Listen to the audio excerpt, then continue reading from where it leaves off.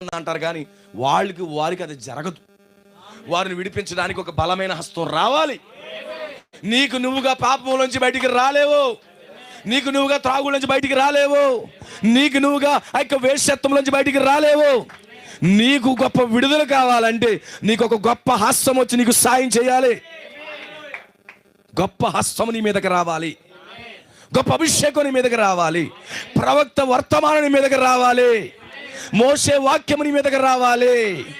దేవుడికి స్తోత్రం కలుగును గాక. హల్లెలూయా. ఏం కావాలి? బ్యాటరీ మార్చండి.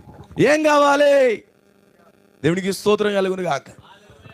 మనకు మనంగా మారలేం సోదరులారు. ఎప్పుడు గుర్తుపెట్టుకోండి, మనగా వ్యభిచారాన్ని మానలేం, మనముగా త్రాగుడిని మానలేం, మనగా జూదాన్ని మానలేం, మనము స్మోకింగ్ మానలేం, మనగా అబద్ధాలు మానలేం, మనముగా టీవీలు మానలేం, మనముగా సినిమాలు మానలేం, మనగా వారచూపులు మానలేం, మనగా మోసాలు మానలేం. వీటన్నిటి నుంచి మనం విడిపించబడాలంటే ఒక బలమైన హస్తం నీ మీదకి రావాలి. అది మైటీ హ్యాండ్ అయి ఉండాలి.